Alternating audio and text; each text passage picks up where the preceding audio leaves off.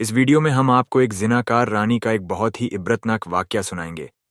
किस तरह एक चोर के साथ जिना करने के लिए रानी ने बादशाह को ही मौत के घाट उतार दिया और उसकी गर्दन तन से जुदा कर दी। फिर क्या हुआ और वह कौन इंसान है जिस पर कभी भरोसा नहीं करना चाहिए, यह सब आप आज की इस वीडियो में जानेंगे। आज की यह वीडियो बहुत ही इंटरेस्टिंग और अनोखी है, तो आप इसे मुकम्मल ज़रूर देखिएगा। साथ ही वीडियो को लाइक और चैनल को सब्सक्राइब कर लें। पुराने वक्त की बात है। किसी मुल्क में एक बहुत ही खूबसूरत शहर आबाद था। चारों तरफ हरियाली से घिरा हुआ था। शहर के लोग बहुत खुशहाल थे। उस शहर में एक चोर रहता था। वह छोटी मोटी चोरी करके अपने बीवी बच्चों का गुजारा करता था, लेकिन उस चोरी से उसकी औलाद का पूरी तरह से खर्चा नहीं चलता था।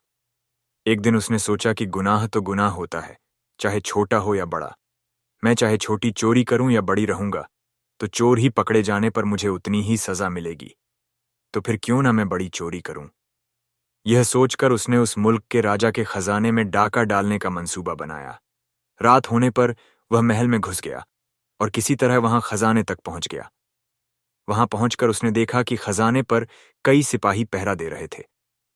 इतना सख्त पहरा देखकर चोर डर गया और सोचने लगा कि उनकी आंखों में धूल झोंकना बहुत मुश्किल काम है, और सोचने लगा कि यह तो बड़ी मुस्तैदी से पहरा दे रहे हैं।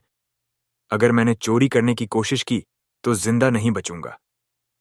यह सोचकर वह चोर वापस उल्टे पांव लौट गया, और लौटते वक्त उसने सोचा कि खाली हाथ लौटने से तो अच्छा है कि कुछ ना कुछ तो यहां से चुराता ही चलूं। मेरा यहां आना बेकार नहीं जाना चाहिए। चोर के दिमाग में ख्याल आया कि राजा के कमरे में जाना चाहिए, जहां राजा आराम करता और सोता है। शायद इस वक्त राजा अपने कपड़े उतारकर सो गया होगा। मैं राजा के कपड़े चुरा कर ले आऊंगा और उन्हें पहनकर आसानी से खजाना चुराकर यहां से निकल जाऊंगा। पहरेदार को लगेगा कि मैं ही राजा हूं, इसलिए वे मुझे नहीं रोकेंगे और मेरे रास्ते में नहीं आएंगे। इस तरह मेरा काम आसान हो जाएगा। यह इरादा करके चोर राजा की आरामगाह के पास पहुंच गया और उसने आराम से पर्दा हटाकर देखा तो अंदर का नजारा देखकर हैरान रह गया।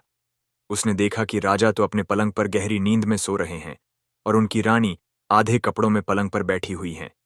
मलका को जागता हुआ देखकर चोर के हाथ पैर फूल गए और वह एक तरफ दीवार से लगकर खड़ा हो गया और रानी के सो जाने का इंतजार करने लगा। थोड़ी देर बाद फिर उस चोर ने पर्दा हटाकर देखा कि रानी सोई है या नहीं, ताकि रानी सो जाए और राजा का शाही लिबास चुराया जाए। चोर ने देखा कि रानी अभी भी उसी तरह बैठी हुई थी। यह देखकर चोर वहां पर बैठने लगा। जैसे ही वह बैठा तो वहां पर रखा हुआ पानी का गिलास नीचे गिर गया। उसकी आवाज को सुनकर राजा की आंख तो नहीं खुली, लेकिन रानी उसी हाल में तलवार लेकर बाहर आ गई और तलवार चोर की गर्दन पर रख दी और बोली, कौन है तू और यहां किस लिए आया है? सच सच बता, वरना तेरा सर कलम कर दूंगी। चोर डर के मारे पसीने से लथपथ हो गया और हाथ जोड़कर गिड़गिड़ाते हुए कहने लगा, रानी साहिबा, मेरी जान बख्श दो। मैं एक गरीब चोर हूं और चोरी करने के मकसद से ही यहां आया था। छोटी मोटी चोरी करके अपने बीवी बच्चों का पेट पालता हूं।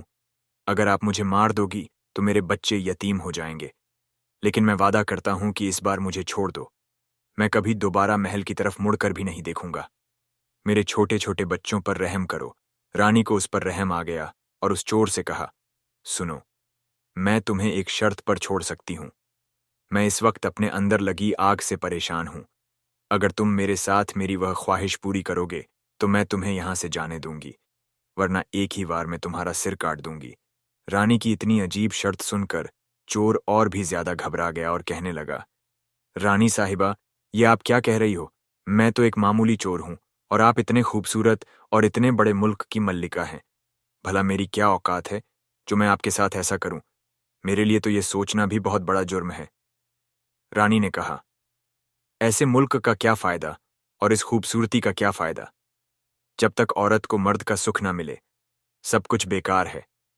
तुम जैसे भी हो तो हट्ट कट्टे जवान सुनो। मैं कुछ नहीं सुनना चाहती। अगर तुम्हें अपनी जान प्यारी है तो मैं जैसा कहती हूं वैसा ही करो, वरना मरने के लिए तैयार हो जाओ।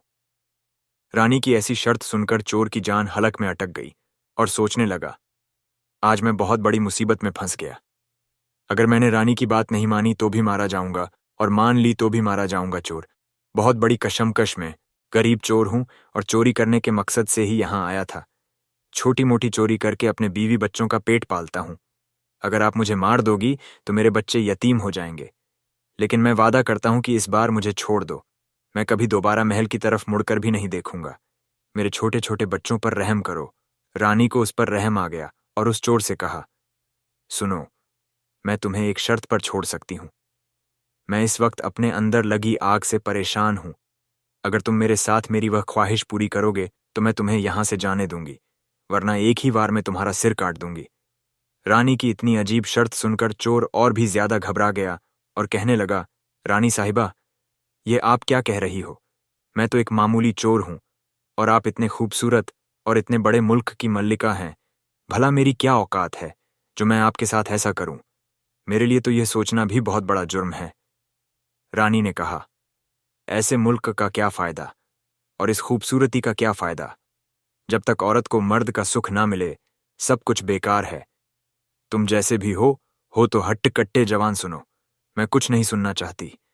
अगर तुम्हें अपनी जान प्यारी है तो मैं जैसा कहती हूं वैसा ही करो, वरना मरने के लिए तैयार हो जाओ। रानी की ऐसी शर्त सुनकर चोर की जान हलक में अटक गई और सोचने लगा, आज मैं बहुत बड़ी मुसीबत में फंस गया। अगर मैंने रानी की बात नहीं मानी तो भी मारा जाऊंगा और मान ली तो भी मारा जाऊंगा। चोर बहुत बड़ी कशमकश में पड़ गया कि आखिर करूं तो क्या करूं। आखिरकार उसने रानी के साथ जिनाह करने की बात कबूल कर ली और बोला, रानी साहिबा, मुझे थोड़ा सा वक्त दे दो, मुझे बहुत जोर से लगी है। पहले मुझे इस तंजे से फारिग होने दो। उसके बाद आप जैसा कहोगी और जिस तरह कहोगी मैं वैसा ही करूंगा। रानी ने तलवार के इशारे से बैतुल खला का रास्ता बता दिया। उसके बाद चोर उसकी तरफ चल पड़ा। रानी वहीं पर खड़ी होकर उसके वापस आने का इंतजार करने लगी। चोर ने इस बीच रानी की नजर से बचकर वहां से भागने की कोशिश की। भागते भागते जब वह महल के दरवाजे पर पहुंचा तो जो सिपाही दरवाजे पर मौजूद था उसने उसे पकड़ लिया और उससे पूछताछ की। चोर डरा हुआ था। उसने सिपाही को सब सच सच बता दिया कि वह एक चोर है और महल में चोरी करने आया था।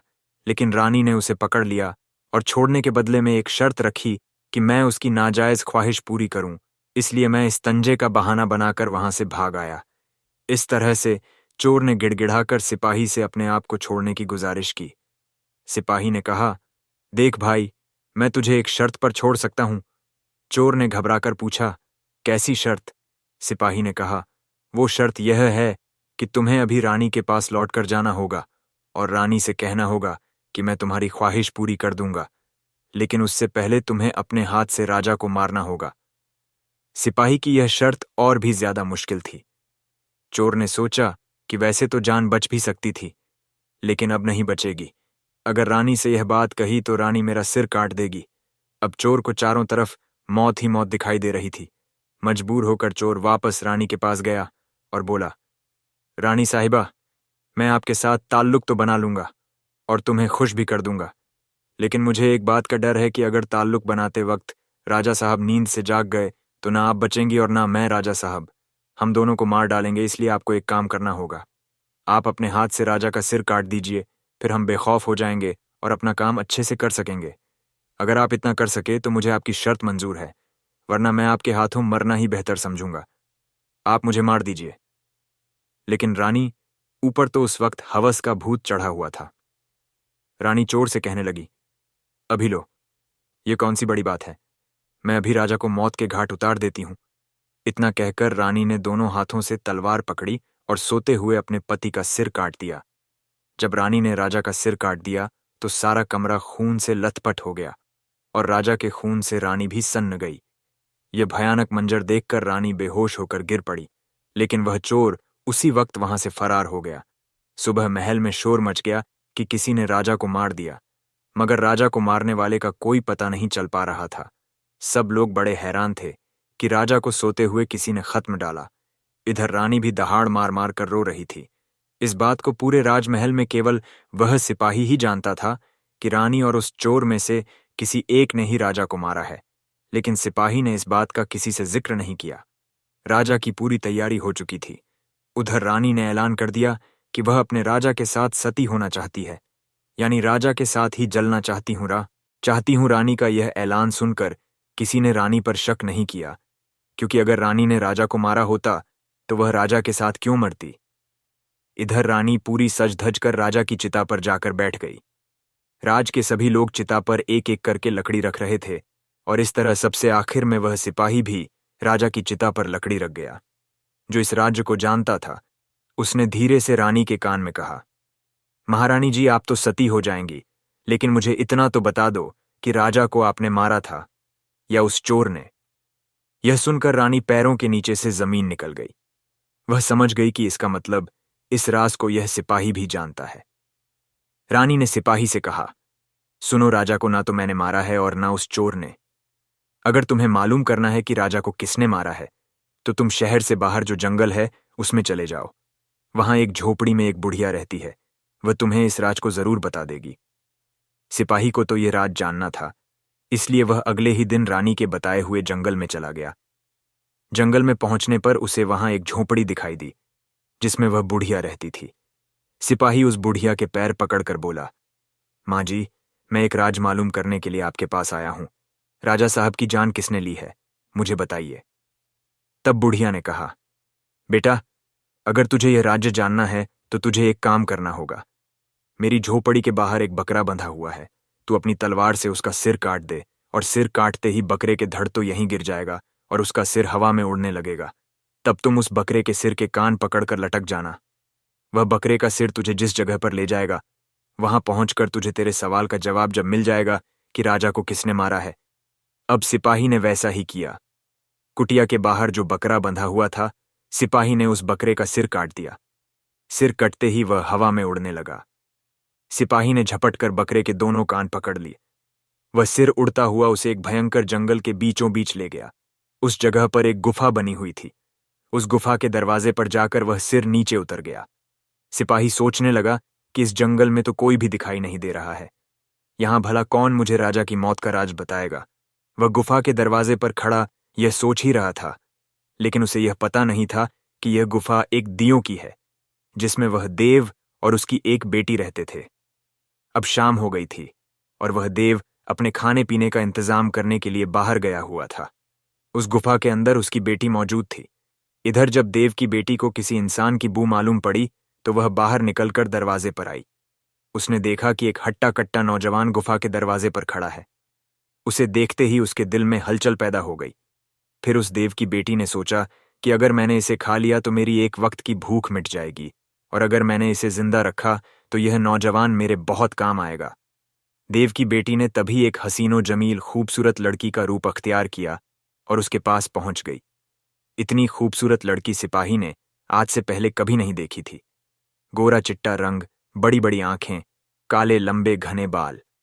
चेहरा खिला हुआ देखकर वह सिपाही उस पर फिदा हो गया। लड़की भी उसे अपनाने के लिए आई थी, इसलिए उसे अपनी गुफा में बुलाकर ले गई और उसके साथ खूब मौज मस्ती की। जब देव के आने का वक्त हुआ तो देव की बेटी ने उसे मक्खी बनाकर दीवार पर चिपका दिया। जब देव गुफा में आया तो उसने अपनी बेटी से पूछा, बेटी, मुझे किसी इंसान की बू मालूम पड़ रही है। मुझे लगता है कि कोई इंसान हमारे इस घर में घुसा हुआ है। तब बेटी बहाना बनाते हुए बोली, बाबा जी, आप कैसी बात कर रहे हैं?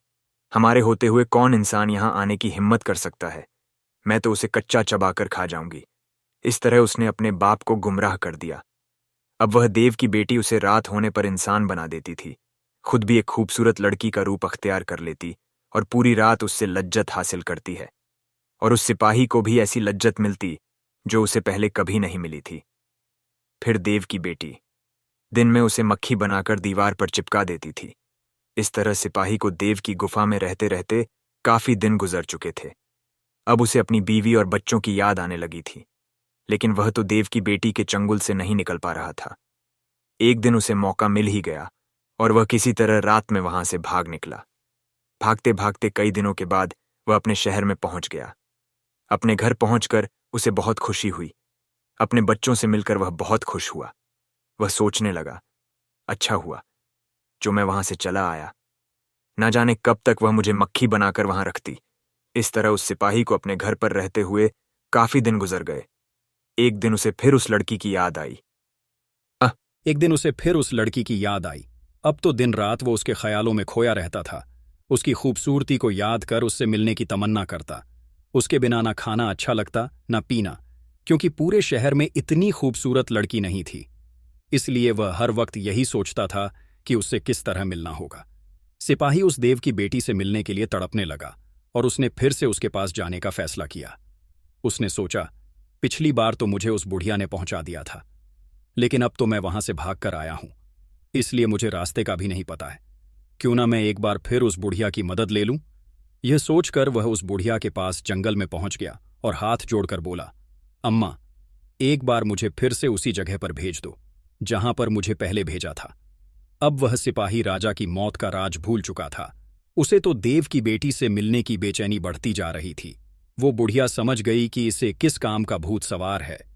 उस बुढ़िया ने कहा, बेटा, पहले तो मेरे पास एक बकरा था जिसके कान पकड़कर तुम वहां चले गए थे। अब तो वह भी नहीं है। अब मैं तुम्हें कैसे पहुंचा सकती हूं?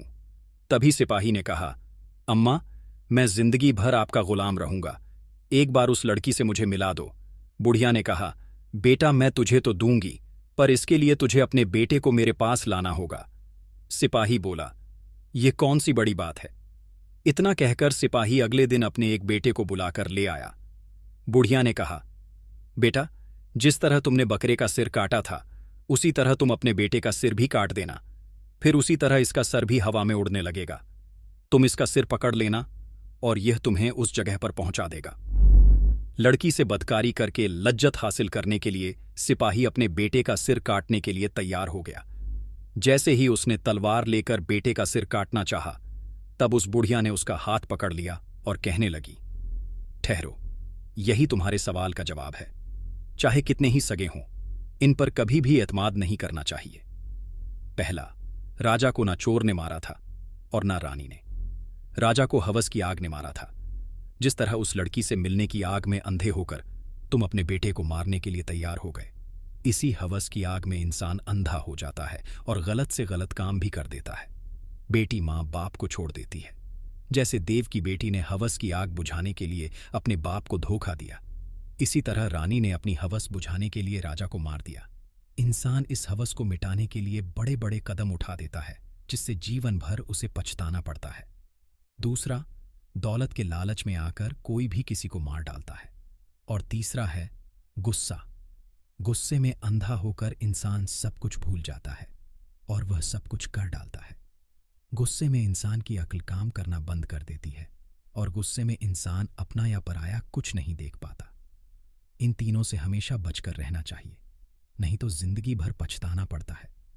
यह सुनकर सिपाही अपने बेटे को सीने से लगाकर खूब रोया और उसे खूब चूमा चाटा और साथ लेकर अपने घर आ गया। अपने बीवी बच्चों से मिलने के बाद सीधा उस चोर के पास गया और उसे सारी कहानी सुनाई। चोर भी सुनकर खूब रोया और चोरी से तौबा की और मेहनत मजदूरी करके अपने बीवी बच्चों का पेट पालने लगा। अब मुल्क का राजा दूसरा बन चुका था। सिपाही ने महल में जाकर वजीर से मुलाकात करके अपनी नौकरी के लिए गुजारिश की और वजीर ने उसकी बात मान ली और वह फिर से अपनी नौकरी पर फायज हो गया। तो दोस्तों, यह थी आज की वीडियो। उम्मीद है आपको पसंद आई होगी। पसंद आई हो तो लाइक करें, चैनल को सब्सक्राइब करें और बेल आइकन का बटन भी दबाएं। शुक्रिया।